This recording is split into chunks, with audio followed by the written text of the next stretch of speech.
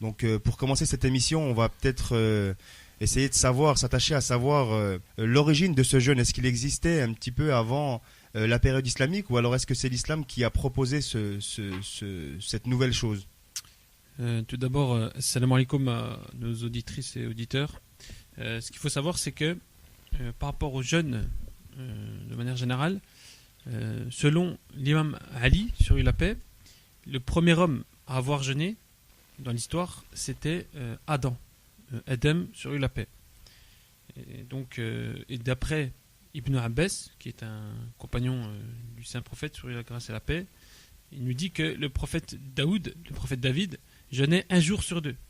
Et aussi Marie, Myriam, qui est la mère de Jésus, jeûnait 2 jours sur 3. Et quant à Jésus lui-même, il jeûnait, lui, tous les jours. Donc en fait, on s'aperçoit que depuis le début de la création, depuis le tout début, depuis Adam, en fin de compte, le jeûne était une prescription.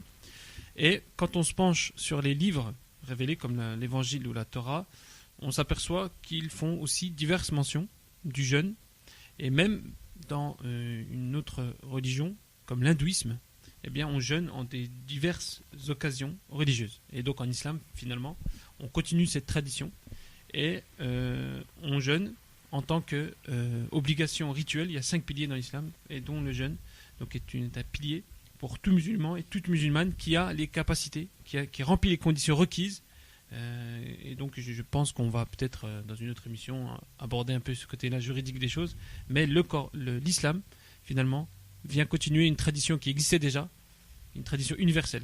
Et il y a même un verset du Coran, à la sourate 2, versets 183 à 185, Dieu nous dit: ô vous qui croyez, le jeûne vous est prescrit comme il a été prescrit à ceux qui vous ont précédés.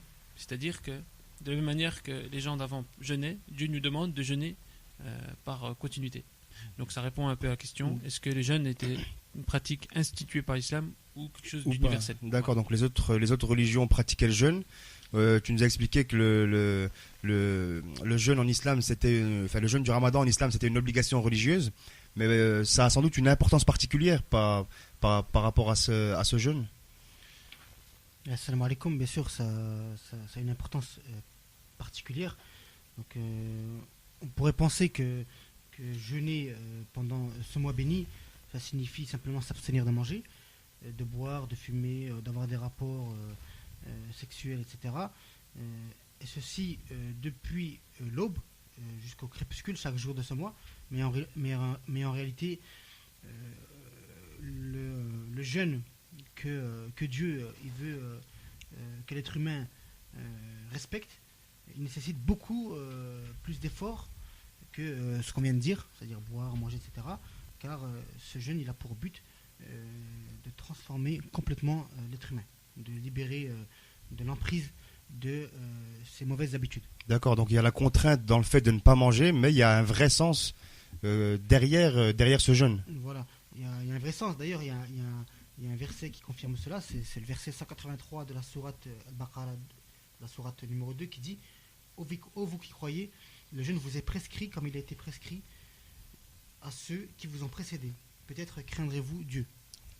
D'accord. Donc il y a sûrement peut-être des références du noble prophète, sur lui la paix, ainsi que sur ses descendants, qui parlent un petit peu de ce que peut apporter de ce que peut apporter le jeûne, justement, parce que tout à l'heure tu nous expliquais que ça transformait l'homme en lui profondément, mais sûrement peut-être une parole prophétique qui nous explique un petit peu plus cela de manière détaillée. On peut citer une parole du saint prophète sur la paix qui dit à propos du mois béni de Ramadan.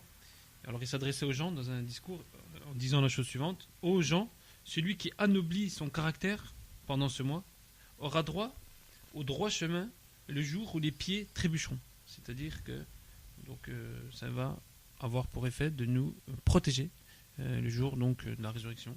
Et aussi le prophète va mettre en garde les musulmans contre certains péchés qui sont commis durant ce mois.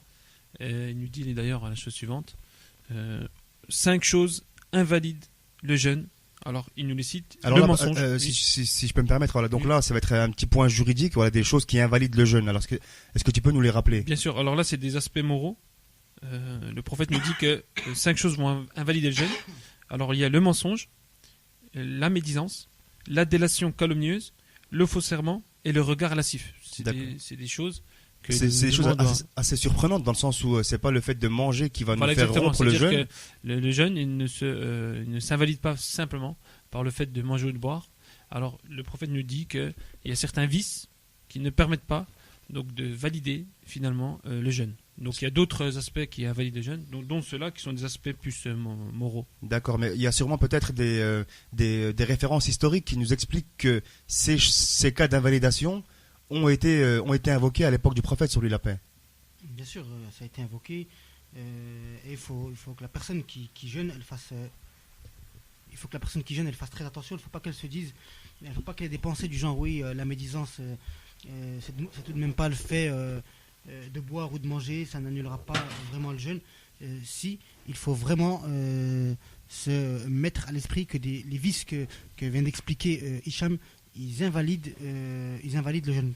Car il faut bien avoir à l'esprit que le prophète ne parle pas de sa propre initiative. Lorsqu'il parle, c'est Dieu qui l'inspire et lui dicte les lois.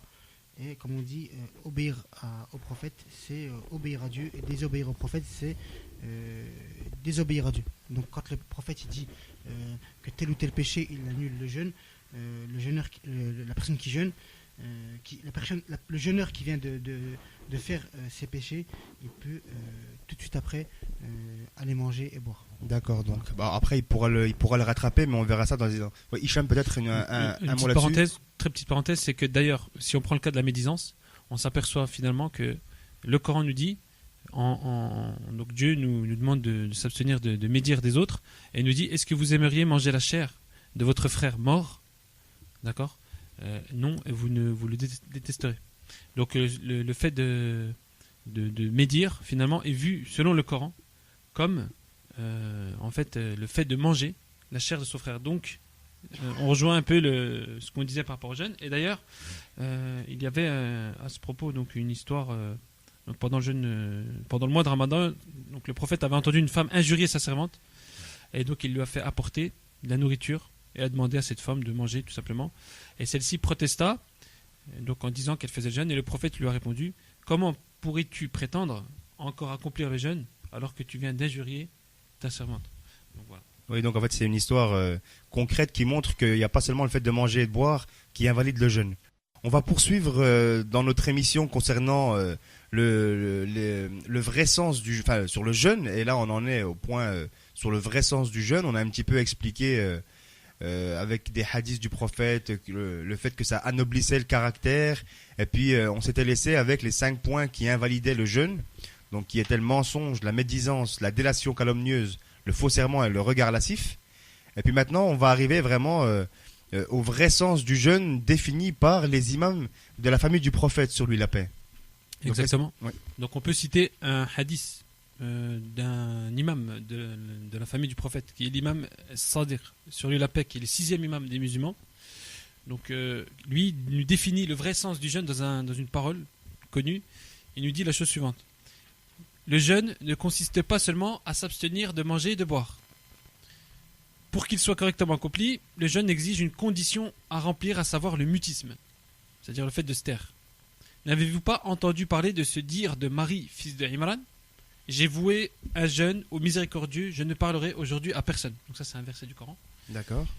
Et il nous continue en disant: donc si vous jeûnez, préservez du même coup votre langue du mensonge. Détournez vos regards de ce que Dieu a interdit. Ne vous querellez pas, ne vous enviez pas réciproquement. Ne médisez pas les uns les autres. Ne vous accouplez pas. Ne vous contrariez pas mutuellement ou réciproquement. Ne vous mettez pas en colère les uns les autres. Ne soyez pas injustes. Ne manquez pas d'invoquer Dieu ni de prier. Gardez le silence. Soyez clément, patient et véridique. Évitez les méchants. Soyez prêts pour la vie de l'au-delà, en attendant votre jour, en attendant ce que Dieu vous a promis. Approvisionnez-vous pour le rencontrer. Veillez sur votre dignité, votre obéissance et votre soumission, tels des esclaves qui ont peur de leur Seigneur et qui espèrent en sa clémence. Donc ça, c'est un hadith vraiment très riche. Il nous explique vraiment le vrai sens du jeûne, où finalement, avant, les gens qui jeûnaient devaient se taire, de pratiquer le silence. Nous, en islam, donc ce n'est pas une condition du jeûne le fait de se taire, mais on nous demande simplement lorsqu'on parle de dire des bonnes choses ou de surtout pas tomber dans les péchés de la langue qui consistent à dire des mensonges, à parler sur le dos d'un frère, etc., à faire des choses mauvaises. Donc nous, on utilise notre langue vraiment de manière productive. D'accord. Donc en fait, après ce discours là de l'imam Al-Saddiq sur lui la paix, on voit en fait que c'est pendant le jeûne du mois de Ramadan, c'est un encouragement aux bonnes actions en fait. Bien sûr, durant ce jeûne, durant ce mois, il faut donc profiter de cette occasion où, bien sûr, il règne une atmosphère de piété sociale pour améliorer son comportement. Et il faut profiter de ce mois béni en multipliant nos actes d'adoration. Donc, comment tout simplement, bien sûr, en priant Dieu, en lisant du Coran, si possible chaque jour, en faisant des aumônes, en nourrissant des pauvres, etc. Et pour celui qui effectue correctement ce jeûne du mois de Ramadan, naturellement il va se rapprocher de Dieu. Et comme on dit, c'est un mois, comme il a dit Hicham, c'est un mois rempli de bénédictions, où la récompense attribuée à ce jeûne n'est pas comme celle des autres actes. Alors justement, est-ce que tu peux nous dire ça de manière un petit peu plus précise? Bien sûr, on va citer le contenu d'une parole, du prophète, une parole sainte, un hadith Qudsi, qui dit que toute bonne action que le fils d'Adam accomplisse, ils la font pour eux-mêmes, excepté le jeûne, lequel est pour moi, et c'est moi qui le rétribue. Le jeûneur éprouve deux joies, l'une au moment légal de la fin du jeûne, où il se met à manger et à boire, et l'autre lorsqu'il me rencontre et que je le fais entrer au paradis. D'accord, donc en fait le jeûne du mois de Ramadan, c'est uniquement et seulement Dieu qui le rétribue, personne d'autre. Voilà. D'accord, très bien. Donc on va maintenant passer aux effets bénéfiques du jeûne, donc parce qu'il me semble que c'est une prescription coranique, mais concrètement, qu'est-ce qu'elle nous apporte à nous directement dès qu'on pratique le jeûne? Donc nous avions dit tout à l'heure que le jeûne est une prescription divine que le croyant doit accomplir pour devenir pieux. Eh bien, comme pour faire prendre conscience aux croyants de l'importance, de la nécessité de cette prescription, Dieu leur précise que le jeûne est un bien. Et Sourate 2, verset 184, « Jeûner est un bien pour vous, peut-être le comprendrez-vous. » اللهم إني أسألك وأتوجه إليك بنبيك نبي الرحمة محمد صلى الله عليه وآله